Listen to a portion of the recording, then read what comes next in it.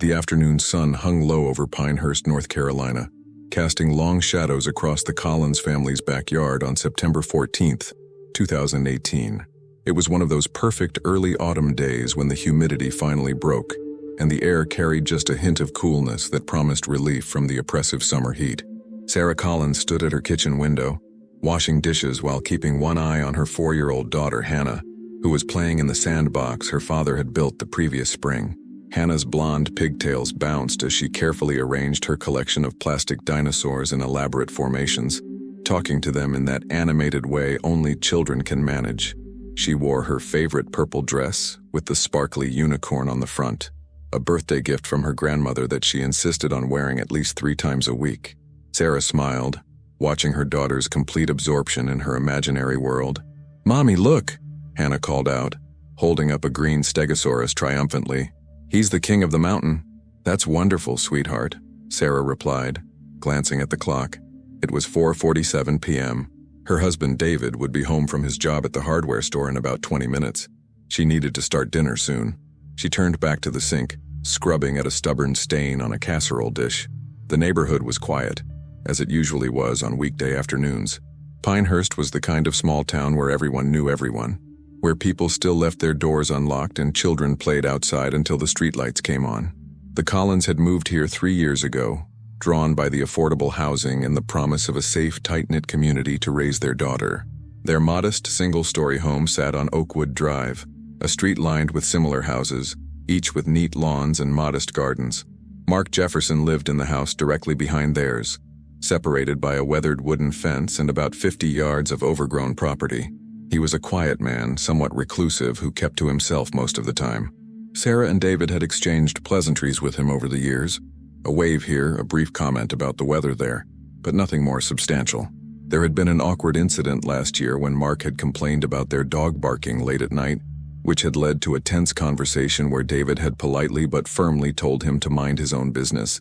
After that, Mark had become even more withdrawn, barely acknowledging them when their paths crossed.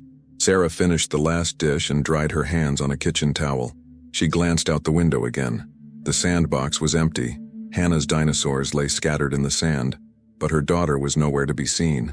"Hannah!" Sarah called out, not yet alarmed. The bathroom, she thought. Hannah had recently become proud of her ability to use the toilet by herself, and often disappeared inside without announcing her intentions. She walked through the small house, checking the bathroom, Hannah's bedroom, even the closets where her daughter sometimes liked to hide during their games. Nothing. The first flutter of concern stirred in Sarah's chest. "Hannah, this isn't funny, sweetie. Where are you?" Her voice had taken on an edge, louder now, echoing through the empty rooms. She rushed back outside, scanning the yard more carefully. The wooden gate that led to the front yard was closed just as it had been. Hannah couldn't reach the latch. They'd made sure of that. Sarah's heart began to pound as she checked behind the small storage shed, around the sides of the house, even in the doghouse, though their retriever, Max, was lying in his usual spot under the porch, looking at her with confusion. "Hannah!" Sarah screamed now, her voice cracking with rising panic. She ran to the fence line, peering over into Mark Jefferson's overgrown property. The tall grass and scattered junk, old tires, rusting equipment, piles of wood, created a maze of potential hiding spots. But why would Hannah go over there? She couldn't climb the fence, could she? Sarah pulled out her phone with shaking hands and dialed David. He answered on the second ring. "Honey, I can't find Hannah," she said, her words tumbling out in a rush. "She was in the backyard just 5 minutes ago, and now she's gone. I've looked everywhere. I can't." "Calm down," David said, though she could hear the immediate tension in his voice. "I'm sure she's hiding somewhere. You know how she likes to play games. I'm leaving work right now. I'll be there in 10 minutes. Call the neighbors and ask if they've seen her." But Sarah knew, deep in her gut with a mother's instinct that she would later describe to police as an absolute certainty, she knew that Hannah hadn't just wandered off to play.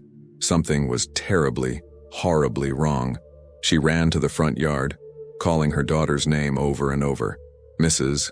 Peterson, their elderly neighbor from 2 houses down, came out onto her porch, her weathered face creasing with concern. "What's wrong, dear? Have you seen Hannah? My little girl? She was in the backyard, and now I can't find her." Mrs. Peterson's hand flew to her mouth. "Oh my God. No, I haven't seen her since this morning when you walked to the mailbox together. Let me get Harold. We'll help you look." Within minutes, neighbors began emerging from their homes. The Rodriguezes from across the street, Jim Baker from next door, the Wilsons with their teenage sons, all of them spreading out, checking yards, calling Hannah's name. The quiet afternoon had transformed into organized chaos, voices echoing up and down Oakwood Drive. David arrived, his face pale and drawn. He immediately called 911 while continuing to search, looking in places Sarah had already checked, as if his presence might somehow make his daughter materialize. The dispatcher's calm, professional questions felt like torture. What was Hannah wearing? Any distinguishing marks? When exactly did you last see her? Could she have wandered into the street? The Pinehurst Police Department responded with impressive speed. Officer Martinez arrived first, just 12 minutes after Sarah's call, followed quickly by 2 more patrol cars. They took down detailed information, established a timeline, and began a systematic search of the immediate area. More officers arrived, and within an hour, the scene had become something out of Sarah's worst nightmares. Police cars with flashing lights, neighbors gathered in worried clusters, officers with flashlights beginning to search as dusk approached. Detective James Morgan, a veteran of the department with 23 years of experience, took charge of the case. He was a tall man with graying hair and a weathered face that had seen too much human suffering. He'd worked missing children cases before. Thankfully, most had ended with the child found safe, having simply wandered farther than expected. But he'd also worked the other kind, the ones that ended with small bodies and devastated families.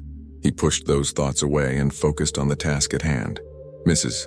Collins," he said gently, crouching down to Sarah's level as she sat on her front steps, wrapped in a blanket despite the mild temperature. "I need you to think very carefully. Did you see anyone unfamiliar in the neighborhood today? Any cars driving slowly past your house? Anything at all that seemed out of place?" Sarah shook her head, tears streaming down her face. "No, nothing. It was just a normal day. She was right there, playing with her dinosaurs," and then her voice broke into sobs. Detective Morgan placed a reassuring hand on her shoulder. "We're going to find her. I have every available officer searching right now, and we're calling in additional resources. The K9 unit is on the way. Does Hannah have a favorite place to go? A friend's house she might walk to?" "She's 4 years old," Sarah whispered. "She doesn't go anywhere alone. She knows not to leave the yard. Someone took her. Someone took my baby." The words hung in the cooling evening air, a truth that everyone present was beginning to accept but no one wanted to voice. As darkness fell over Pinehurst, the search intensified. Flashlights bobbed through yards and wooded areas. The K9 unit arrived and began tracking, though the dog seemed confused, circling the sandbox multiple times before losing the scent near the back fence. By 9 p.m., the story had broken on local news. Hannah's smiling face, a photo from her recent 4th birthday party, appeared on television screens across North Carolina. An Amber Alert was issued. Tips began flooding in, each one investigated, each one leading nowhere. David stood in his backyard, staring at the abandoned dinosaurs in the sandbox, now illuminated by harsh police floodlights. The green stegosaurus lay on its side, the king toppled from his mountain. In the distance, he could hear his wife's inconsolable weeping and the crackle of police radios coordinating the search. Behind the fence, Mark Jefferson's property remained dark and silent, its tangled landscape hiding secrets that would take nearly a year to uncover. The first 72 hours after Hannah Collins disappeared became a blur of frantic activity, sleepless nights, and slowly dying hope. Detective James Morgan had seen this pattern before: the initial surge of community energy, the desperate searches, and then the gradual crushing realization that a quick resolution was unlikely. But he'd never gotten used to it, especially not with cases involving children as young as Hannah. By the morning of September 15th, the search had expanded dramatically. The FBI's Child Abduction Rapid Deployment Team arrived from Charlotte, bringing with them specialized resources and expertise in missing children cases. Special Agent Rebecca Torres, a woman in her early 40s with sharp eyes and an even sharper mind, took a coordinating role alongside Detective Morgan. She'd worked dozens of these cases, and her experience showed in the methodical way she organized the investigation. The Collins home had been transformed into a command center. Sarah and David sat in their living room surrounded by law enforcement officials, their faces hollow with exhaustion and fear. Neither had slept. Sarah clutched Hannah's favorite stuffed rabbit, pressing it to her chest as if it might somehow bring her daughter back. David sat rigid, his hands clenched into fists, his jaw tight with barely contained emotion. "We need to talk about everyone who has had access to Hannah," Agent Torres said gently, sitting across from them with a notepad. "Family members, friends, neighbors, workers who've been to your home, anyone at all." Sarah's voice was hoarse from crying and calling her daughter's name. "We've been through this already. There's no one. Hannah doesn't even go to preschool yet. She's with me almost all the time. I understand this is difficult, but we need to be thorough," Torres continued. "What about delivery drivers, repair people? Anyone who might have seen Hannah regularly?" David spoke up, his voice strained. "The mailman, the lawn service guys who come every 2 weeks, the UPS driver. That's it. We don't have a lot of people coming through." "What about neighbors?" Morgan interjected. "Anyone who Hannah might have been particularly friendly with?" "Mrs. Peterson loves her," Sarah said. "She gives Hannah cookies sometimes when we walk past. The Rodriguezes have a daughter who babysits occasionally, but she's away at college now. Jim Baker next door is nice, but he's always traveling for work." She paused, then added quietly, "Mark Jefferson behind us, we don't really talk to him much." Torres looked up sharply. "Tell me about Mark Jefferson." David shifted uncomfortably. "He's just odd. Keeps to himself. We had a disagreement about our dog barking last year. It got a little heated, but nothing serious. He hasn't bothered us since." "Define heated," Torres pressed. "He came over angry, saying Max was keeping him up at night. I told him our dog barely barks and that maybe he should worry about his own property instead of complaining about ours. He said something about us being inconsiderate, and I might have told him to mind his own damn business." David's face flushed. "It was stupid, just a neighbor spat." "You don't think—" "We're going to talk to everyone," Torres said evenly. "It's standard procedure." What she didn't tell the Collins was that Mark Jefferson was already high on their list of persons of interest. A background check had revealed a criminal record, a conviction for aggravated assault from 2009, and a restraining order filed by an ex-girlfriend in 2012 for stalking behavior. He'd served 18 months in prison and completed mandatory counseling. On paper, he'd been clean since his release, working sporadic construction jobs and living quietly in the house he'd inherited from his late mother. But Torres had learned long ago that paper didn't tell the whole story. Outside, the search continued with military precision. Volunteers from across the county had arrived, organized into grid patterns by local law enforcement. They combed through the wooded areas surrounding the neighborhood, checked drainage ditches, searched abandoned buildings. Helicopters equipped with thermal imaging cameras flew overhead, scanning for any sign of heat signature that might indicate a small child. The K9 units had provided frustrating results. The dogs had tracked Hannah's scent from the sandbox to the back fence, where it seemed to simply vanish. One handler suggested that Hannah might have been carried from that point, which would explain why the trail went cold. The implication was clear and terrifying. Someone had taken her deliberately. Morgan stood in the Collins' backyard, studying the fence line. It was about 5 feet tall, weathered wood with gaps between some of the boards. A grown man could easily see through those gaps into the yard. He could watch a child playing. He could wait for the right moment. "Jim," Officer Martinez called out. Morgan turned to see his colleague standing by the back gate, which led to a shared alleyway that ran behind several properties. "Look at this." Morgan walked over. Martinez pointed to scuff marks on the ground near the gate latch, marks that could have been made recently or could have been there for weeks. It was impossible to tell. But what caught Morgan's attention was the gate itself. It was slightly ajar, something Sarah Collins had insisted wasn't possible because Hannah couldn't reach the latch. Could the wind have blown it open? Martinez asked. Morgan tested the latch. It was stiff, requiring a firm push to open. Not likely. Someone opened this gate. He looked up and down the alleyway, noting the overgrown vegetation and lack of security cameras. This could be our access point. Someone could have come through here, watched through the fence, waited until Sarah was distracted, and taken Hannah through this gate. The question is who, Martinez said grimly. The answer to that question seemed to be pointing in one direction. Mark Jefferson's property backed up to the same alleyway, his gate less than 30 yards from the Collins. When officers knocked on his door that afternoon to conduct what they termed a routine interview, they found him uncooperative and defensive. "I don't know anything about the missing girl," Jefferson said, standing in his doorway but not inviting the officers inside. He was a heavy-set man with thinning hair and cold blue eyes that wouldn't quite meet theirs. "I already told the cops who came by last night. We just have a few more questions," Morgan said calmly. Where were you yesterday afternoon between 4:30 and 5 p.m.? Here, at home, like always. Can anyone verify that? Jefferson's jaw tightened. I live alone, but I didn't take that kid. Why would I? No one's accusing you of anything, Mr. Jefferson. We're talking to everyone in the neighborhood. Morgan paused, then asked, would you mind if we took a look around your property, just to eliminate it from our search area? You got a warrant? Jefferson's eyes narrowed. No, but we can get one if necessary. We're just trying to find a missing 4-year-old girl. Surely you understand the urgency. I understand that you're harassing me because of my record, Jefferson snapped. I did my time. I'm not that person anymore, and I'm not letting you on my property without a warrant. Now get off my porch. He slammed the door, and Morgan heard multiple locks clicking into place. The detective exchanged glances with Martinez. Innocent people rarely refuse to help in cases involving missing children, especially when a simple property search could eliminate them as suspects. Get that warrant, Morgan said quietly, and let's pull his phone records, see if he's been in contact with anyone unusual. I want to know everything about this guy, where he works, where he goes, who he talks to. But getting the warrant proved more complicated than expected.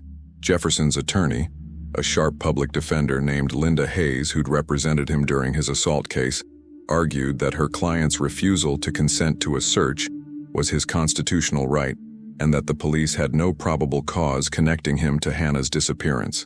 A previous criminal record and a neighbor dispute weren't sufficient grounds for a warrant, she argued successfully to Judge Patricia Drummond. The investigation stalled. Days turned into a week, then 2. The massive search operations scaled back as the likelihood of finding Hannah alive in the surrounding wilderness diminished to nearly 0. The case received national attention. Hannah's face appeared on news broadcasts across the country. Her story shared thousands of times on social media. Tips poured in from across the nation, each one dutifully followed up, each one leading nowhere. Sarah Collins made tearful appeals on television, begging whoever had taken her daughter to bring her home. David stood beside her, his face a mask of controlled rage and desperation. Behind them, always hung the same photograph, Hannah in her purple unicorn dress, smiling at the camera with the innocent joy of a child who'd never known fear. The Collins marriage began to fracture under the unbearable weight of their loss. Sarah couldn't sleep in their house anymore, couldn't look at Hannah's bedroom with its cheerful pink walls and abandoned toys. She moved temporarily to her sister's house in Raleigh. David stayed behind, unable to leave the place where he'd last seen his daughter, convinced that somehow staying there would bring her back.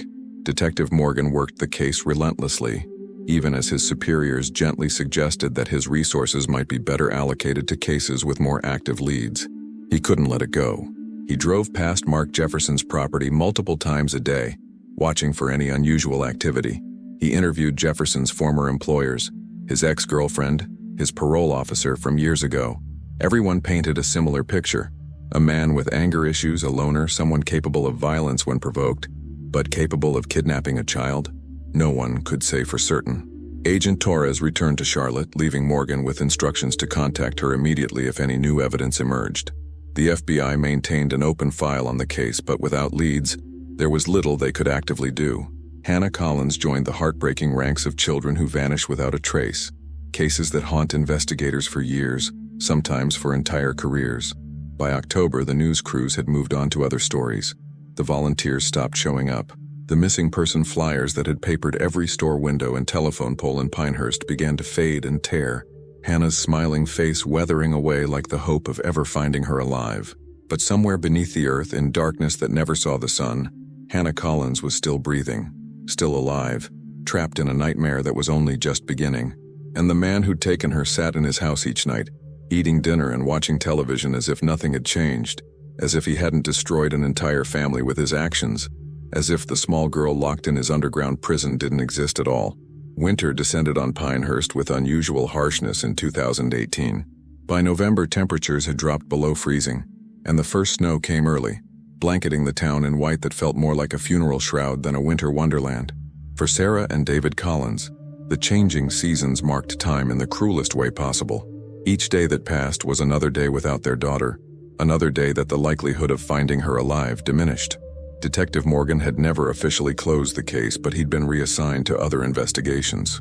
The department couldn't justify dedicating full-time resources to a case that had produced no substantial leads in 2 months. Still, he spent his personal time reviewing the file, going over witness statements, driving past Mark Jefferson's property with a persistence that bordered on obsession. His wife, Elena, worried about him during those long winter nights when he'd sit at their dining room table, crime scene photos spread before him, searching for something everyone else had missed. "You need to let it go, James," she told him gently one evening in early December. "You've done everything possible sometimes. Sometimes these cases don't get solved." But Morgan couldn't accept that. He'd looked into Sarah Collins' eyes, seen the absolute devastation of a mother who'd lost her child. He'd made her a promise, unspoken but understood, that he would find Hannah. Dead or alive, he would bring her home. That promise haunted him.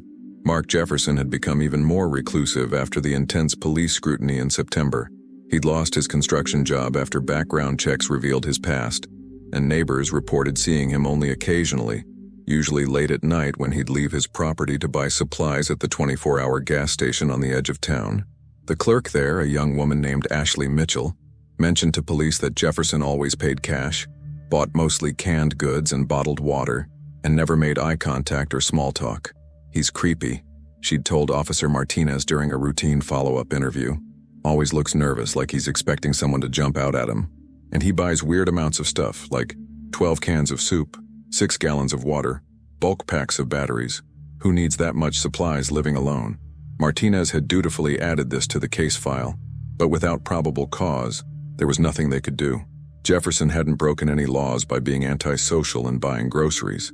The warrant request had been denied twice more, with Judge Drummond making it clear that the police needed concrete evidence, not just suspicion based on a criminal history and odd behavior. What no one knew, what no one could see, was the nightmare unfolding beneath Jefferson's property.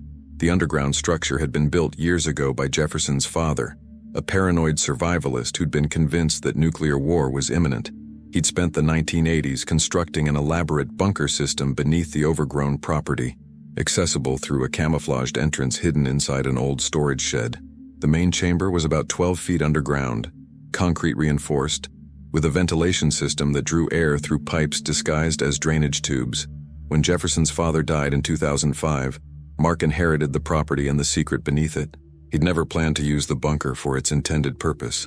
Instead, it had become storage space for things he wanted to keep hidden from the world: stolen tools, items from his previous crimes, evidence of obsessions that would have sent him back to prison if discovered. And then, on that September afternoon when he'd watched little Hannah Collins playing in her sandbox through the gaps in the fence, something had snapped inside him. It wasn't about desire or perversion. Psychologists would later struggle to categorize Jefferson's motivations. It was about power and control, about punishing the Collins family for their perceived disrespect, about taking something precious from people he believed had wronged him. In his twisted mind, the argument about the barking dog had been a humiliation, and this was retribution. Hannah had been so easy to take. He'd waited until Sarah Collins turned away from the window, then quickly opened the gate from the alleyway, approached the sandbox, and told Hannah that her mother wanted to see something in his yard. "A family of rabbits," he'd said. She'd followed him trustingly through the gate, and by the time she realized something was wrong, she was already in his storage shed with a cloth pressed over her mouth and nose, the chloroform sending her into unconsciousness. Now, 3 months later, Hannah existed in a state between living and barely surviving. The bunker was cold, lit by battery-powered lanterns that Jefferson replaced weekly. He'd brought down a sleeping bag, some coloring books, the stuffed animals he'd carefully selected from dollar stores in neighboring towns. He fed her canned soup and crackers, brought her water, and maintained the minimal conditions necessary to keep her alive. But he rarely spoke to her.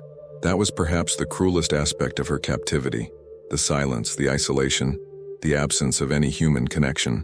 Hannah had cried constantly for the first few weeks, calling for her mommy and daddy until her voice went hoarse.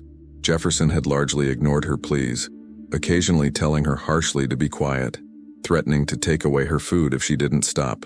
Eventually, worn down by terror and hopelessness, she'd learned to cry silently, tears streaming down her face as she hugged her sleeping bag in the darkness. She'd lost weight rapidly. Her purple unicorn dress, the one she'd been wearing when taken, had become filthy and torn.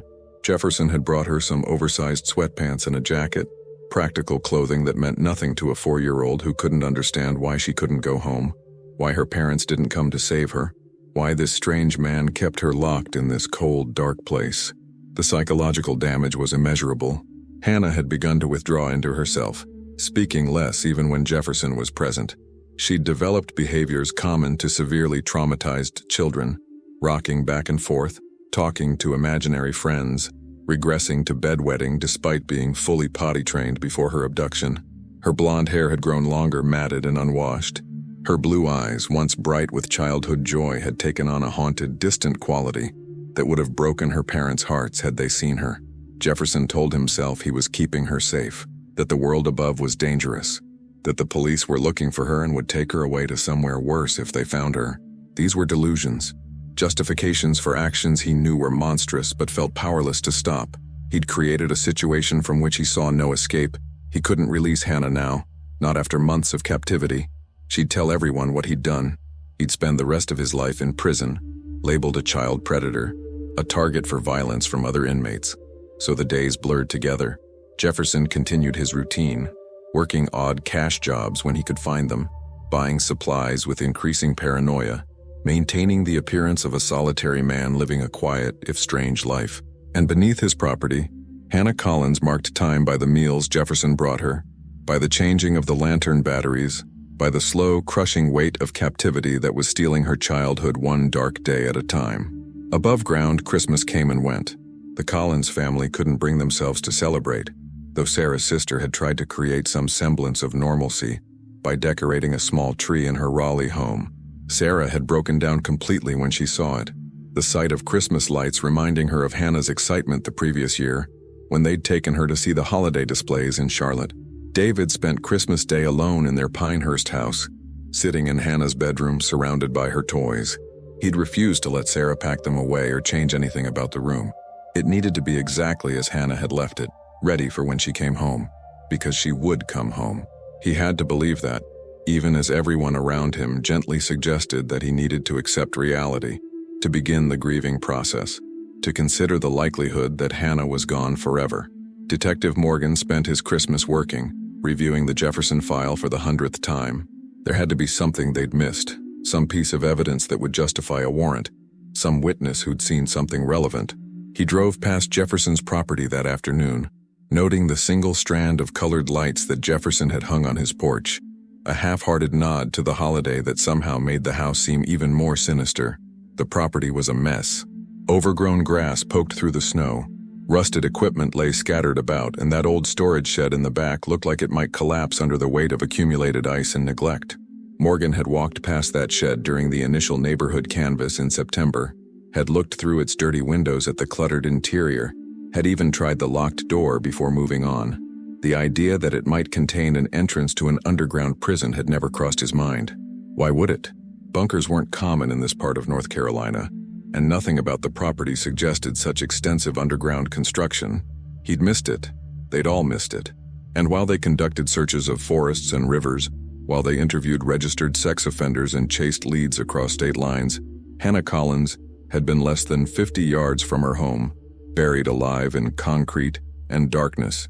As 2018 turned to 2019, the case officially went cold. The FBI closed their active investigation, maintaining the file but no longer dedicating resources to it. The national media attention had long since evaporated.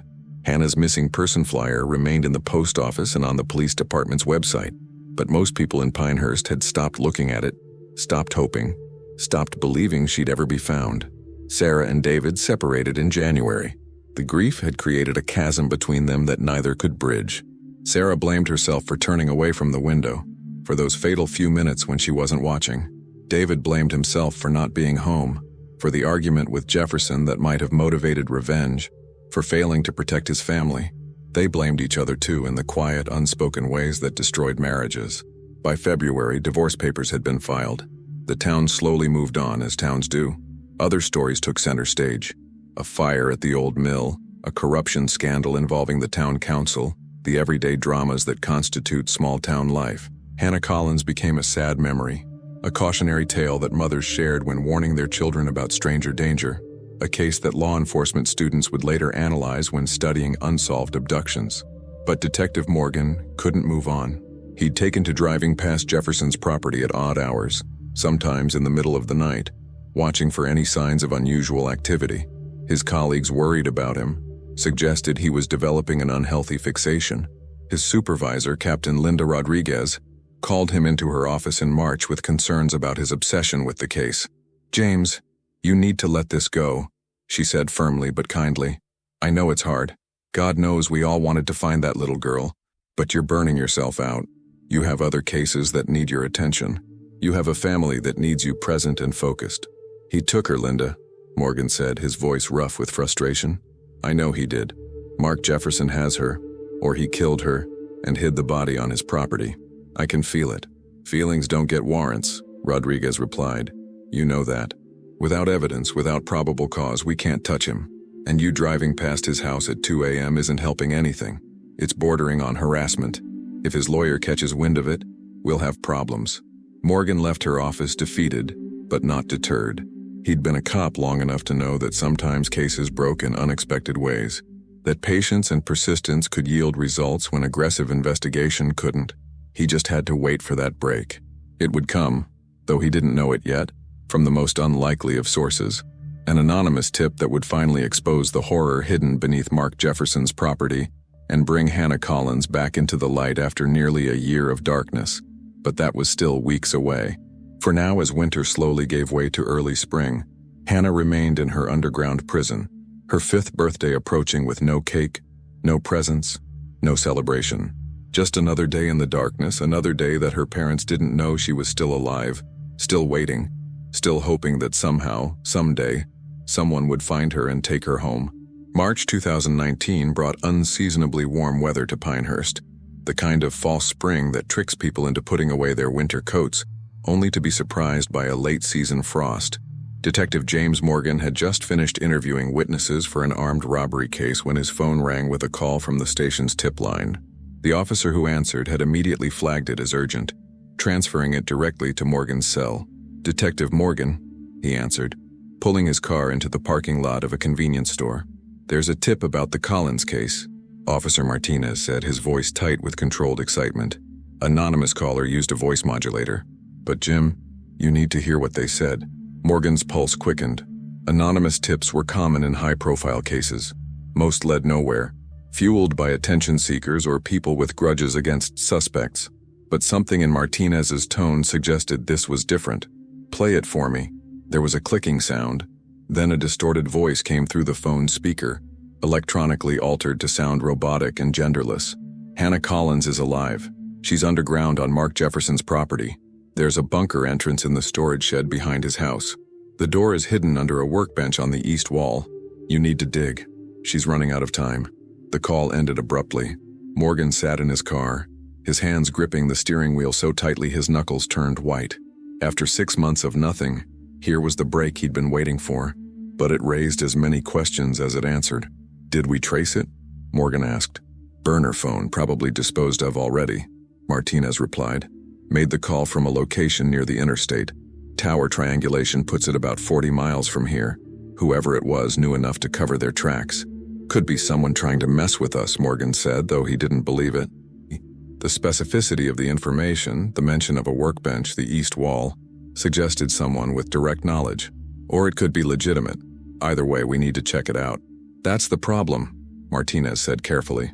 "We still don't have probable cause for a warrant. An anonymous tip isn't enough, especially after Judge Drummond denied us 3 times already.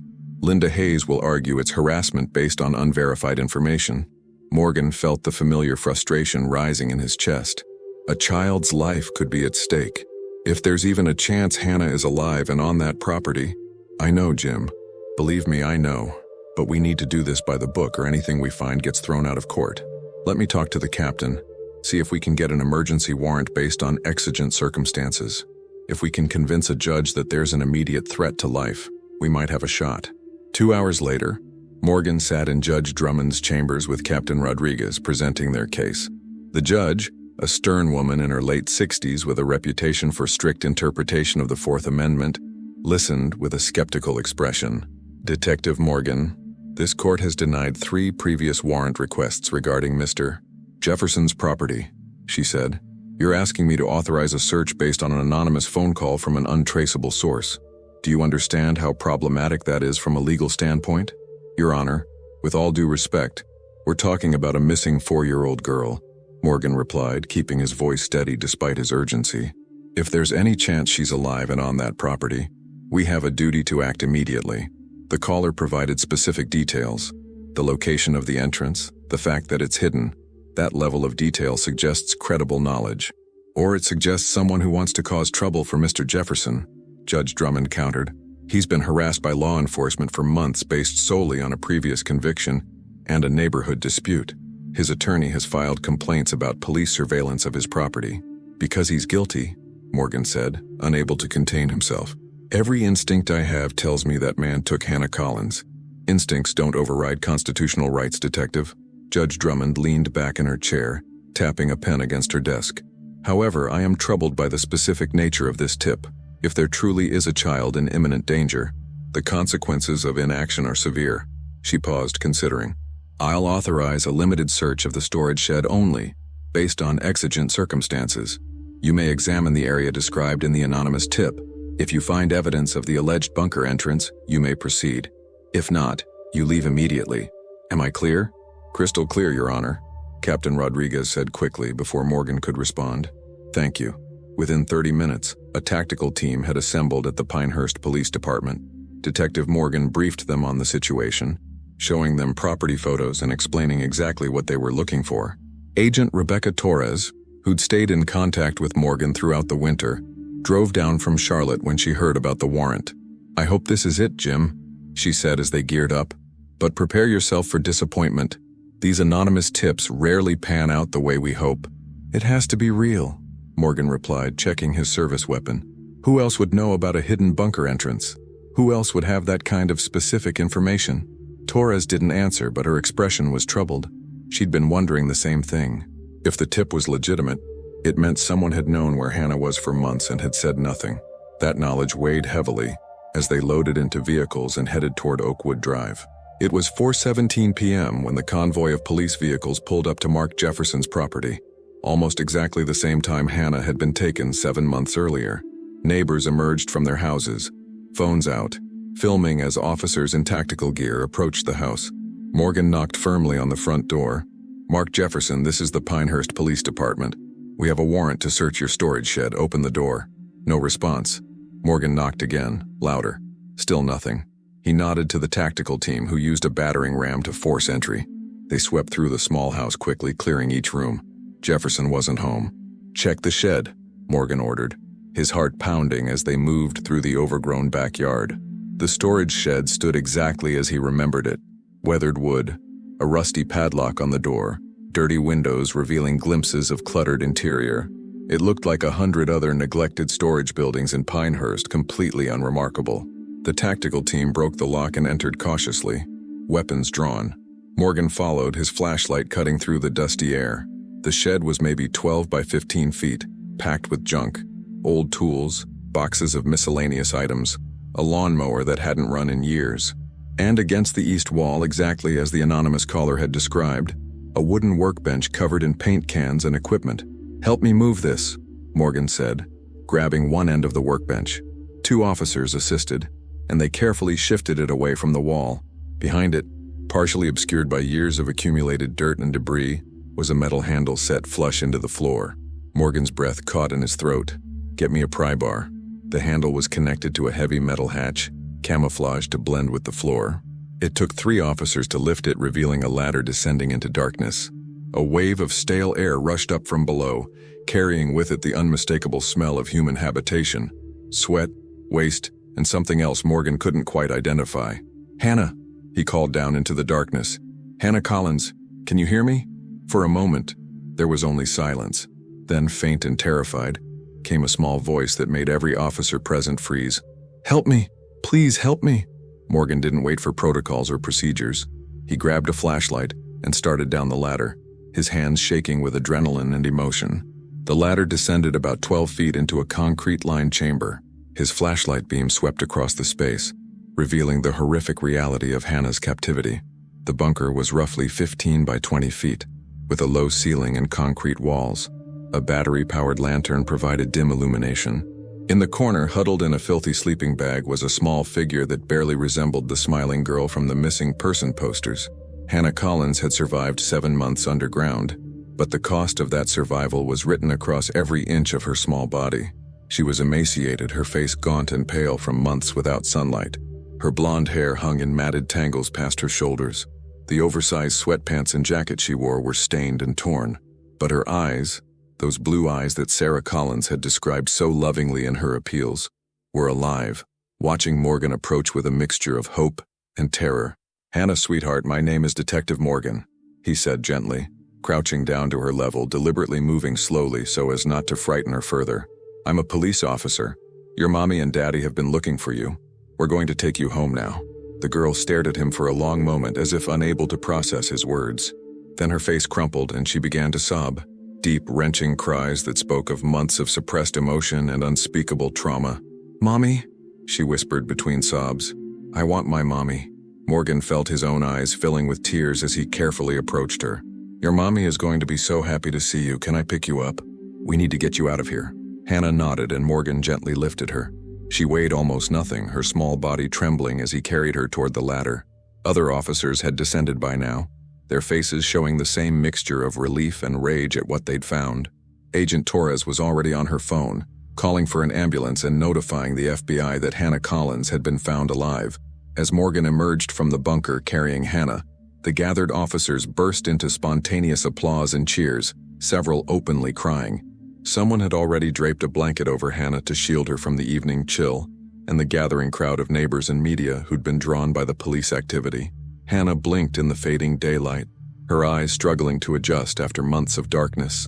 She buried her face against Morgan's shoulder, overwhelmed by the noise, the lights, the sudden return to a world she'd been torn from so violently.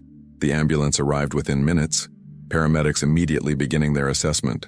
Hannah was severely dehydrated and malnourished, her vital signs concerning enough that they decided to transport her immediately to Moore Regional Hospital in Pinehurst before transferring her to the specialized pediatric facility in Charlotte. Morgan rode with her in the ambulance holding her hand, telling her over and over that she was safe now, that she was going to see her parents soon.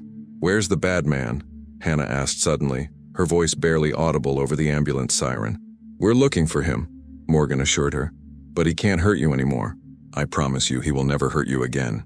Even as he said it, an APB was going out across North Carolina for Mark Jefferson. His vehicle, a beat-up 1998 Ford pickup, had been spotted earlier that afternoon at a gas station near the interstate. Officers were checking his known associates, though he had few. The man had nowhere to run, but that didn't mean he wouldn't try. At the hospital, a team of doctors and specialists were already preparing for Hannah's arrival. They'd been briefed on her situation and understood that beyond the physical trauma, they were dealing with a child who'd endured unimaginable psychological damage. The next hours and days would be critical for her recovery. Morgan made the phone calls he'd been waiting 7 months to make. First to Captain Rodriguez, confirming the rescue and Jefferson's status as a fugitive. Then to Agent Torres, providing details for the FBI's investigation into how long Jefferson might have been planning this, and whether there might be other victims. And finally, the call he'd dreamed about making since September, to Sarah Collins. She answered on the first ring, her voice thick with the exhaustion of someone who'd barely slept in months. "Hello? Mrs. Collins, this is Detective Morgan. I need you to sit down." He paused, letting that sink in, then continued with words he could barely believe he was saying. "We found Hannah. She's alive. She's on her way to Moore Regional Hospital right now." The sound that came through the phone was something between a scream and a sob, pure emotion that transcended language. Morgan heard the phone clatter to the floor, heard Sarah's sister asking what was wrong, heard Sarah's voice breaking as she tried to explain that her daughter, her baby girl, had been found alive. "I'm on my way," Sarah managed to say when she picked up the phone again. Tell her mommy's coming. Tell her I love her. Tell her I never stopped looking. She knows," Morgan said softly. "Trust me, Mrs. Collins, she knows." As the sun set over Pinehurst on March 27, 2019, Hannah Collins was reunited with her parents in a hospital room filled with tears and joy and profound relief. The reunion would be broadcast on every news channel in the country, Sarah clutching her daughter as if she'd never let go, David sobbing into his hands, the small family coming together after 7 months of hell. But even in that moment of triumph, dark questions loomed. Who had made that anonymous call? How had they known about the bunker? And where was Mark Jefferson? The answers to those questions would prove more disturbing than anyone could have imagined. The news of Hannah Collins' rescue spread like wildfire across North Carolina and beyond.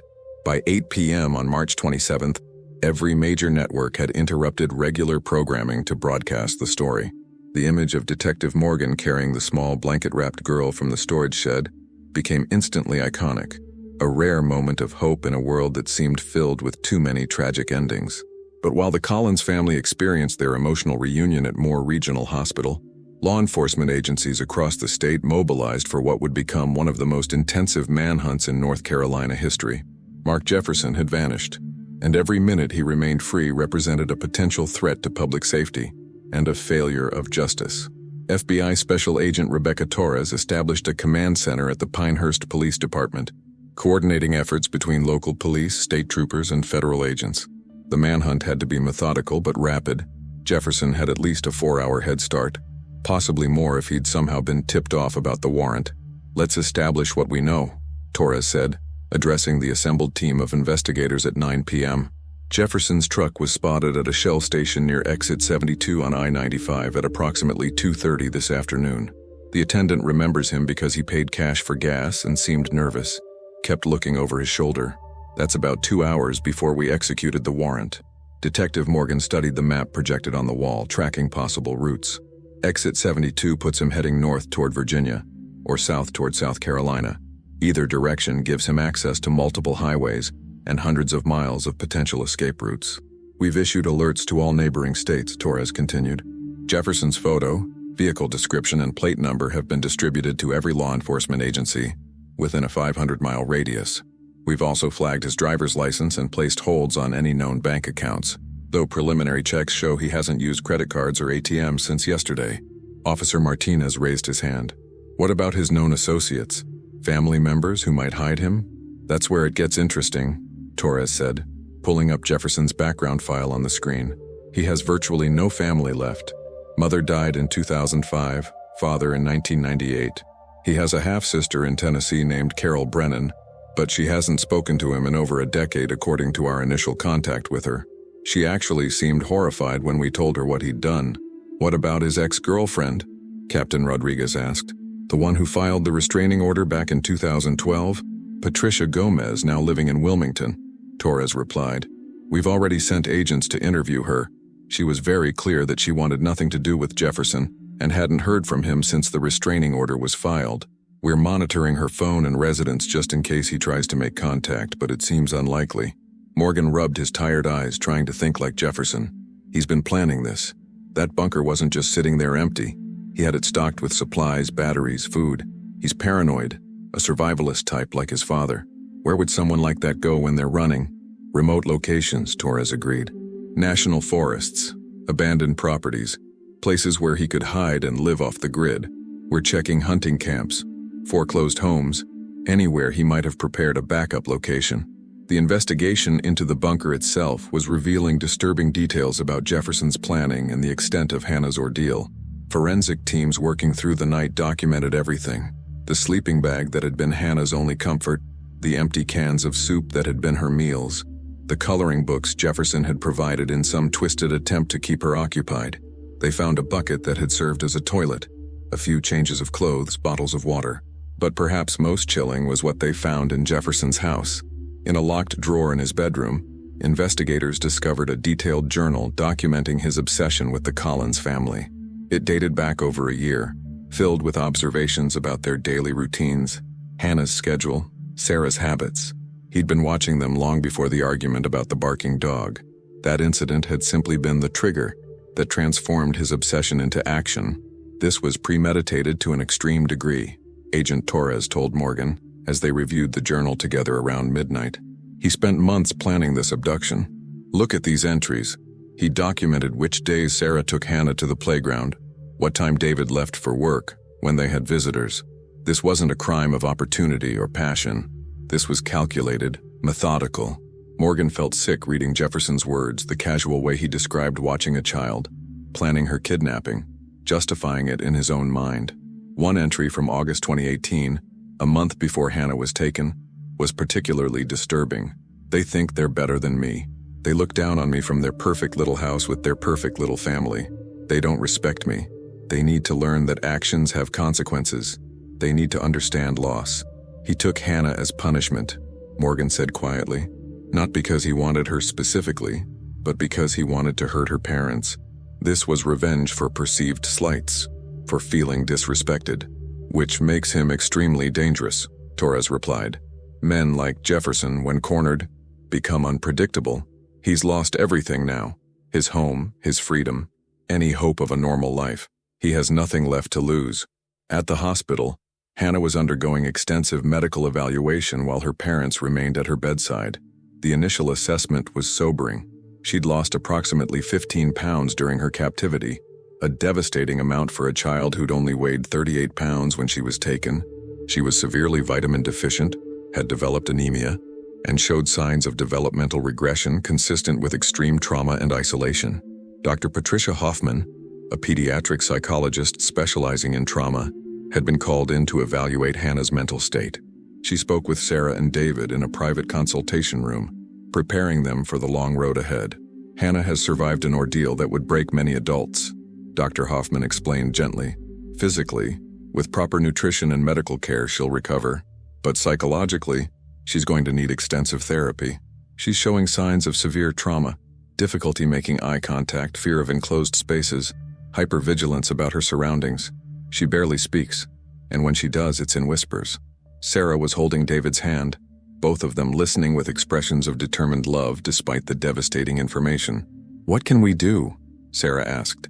"How do we help her?" "Patience, consistency, and professional support," Dr. Hoffman replied. "Hannah needs to relearn how to feel safe in the world. That will take time, months, possibly years. She'll need regular therapy sessions, possibly medication for anxiety and depression, and you both will need counseling as well to process your own trauma and learn how to best support her. Whatever it takes," David said firmly. "We'll do whatever it takes." Back at the command center, the manhunt was expanding. Tips were flooding in from across the state. Reported sightings of Jefferson, vehicles matching his truck's description, suspicious activity at remote locations. Each tip had to be investigated, each one consuming valuable resources and time.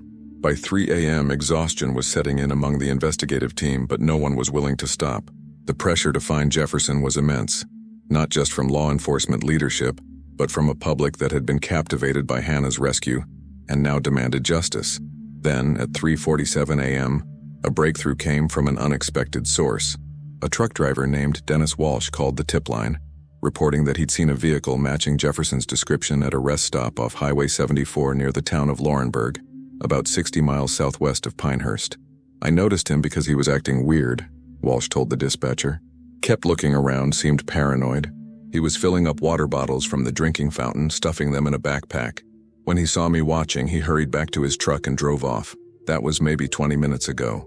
State troopers were immediately dispatched to the area, setting up roadblocks on major routes leading away from Laurinburg.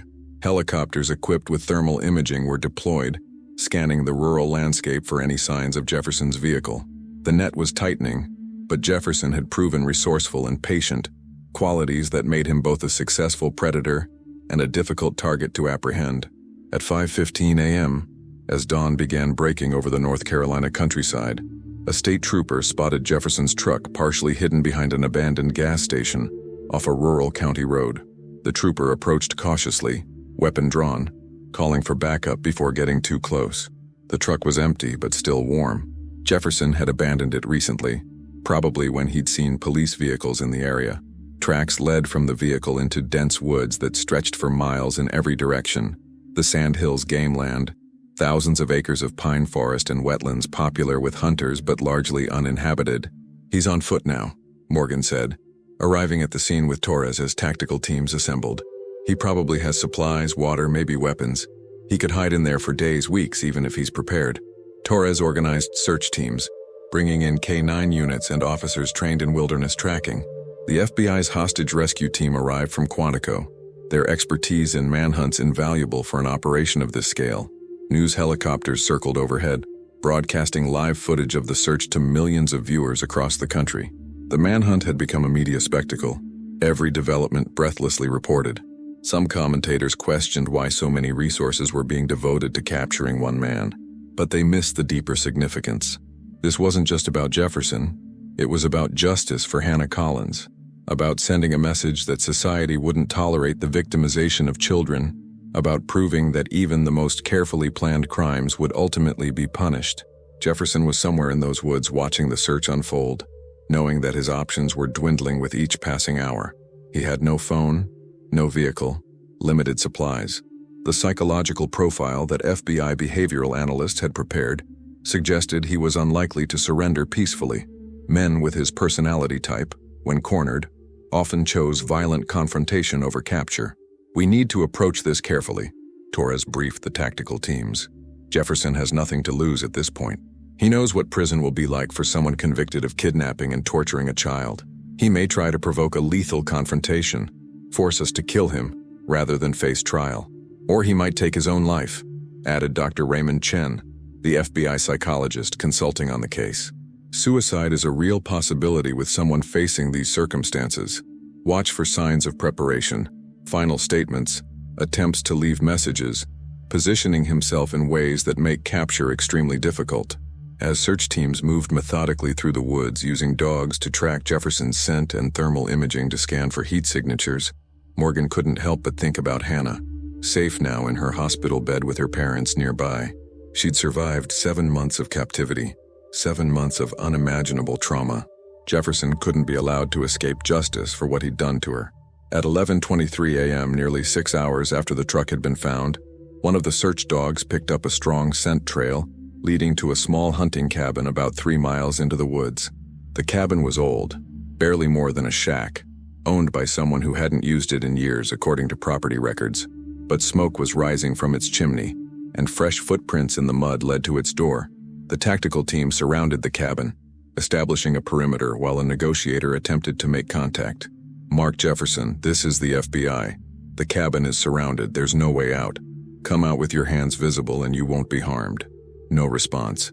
The negotiator tried again, this time over a loudspeaker. "Mark, we know you're in there. Let's end this peacefully. Come out and talk to us." Inside the cabin, Jefferson sat with his back against the wall, a hunting rifle he'd found in the cabin resting across his lap. He'd known this moment would come, had known since he'd seen those police cars that his carefully constructed life was over.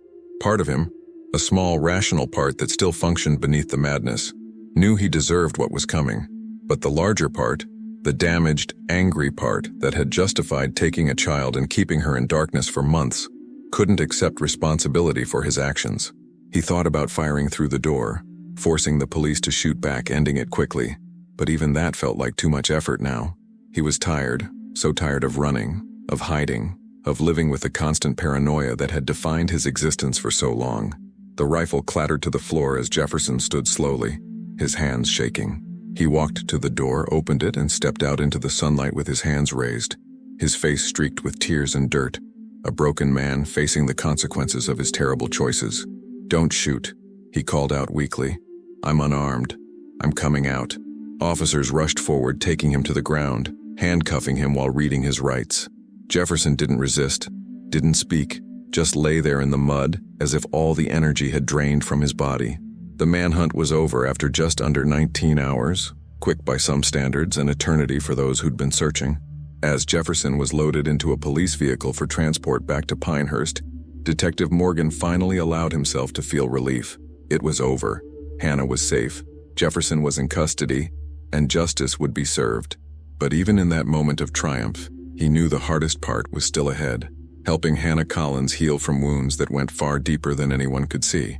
Mark Jefferson's trial in August 2019 lasted 3 weeks and became one of the most closely watched criminal proceedings in North Carolina history. The courtroom was packed daily with media, concerned citizens, and child advocacy groups who'd rallied around Hannah's story. Jefferson pleaded not guilty, his public defender arguing diminished capacity due to mental illness, but the evidence against him was overwhelming. Detective Morgan testified for 2 days. walking the jury through the investigation, the rescue, and the horrific conditions of Hannah's captivity. The journal entries were read aloud, Jefferson's own words condemning him more effectively than any prosecutor's argument could. Medical experts detailed Hannah's physical and psychological trauma, painting a devastating picture of what 7 months underground had done to a 4-year-old child. Sarah and David Collins sat in the front row every single day, holding hands, bearing witness to the nightmare their daughter had endured. Hannah herself was spared from testifying. The judge ruled that forcing her to face her abductor would cause irreparable psychological harm. Instead, video testimony from her therapy sessions was presented, carefully edited to protect her privacy, while demonstrating the impact of Jefferson's crimes.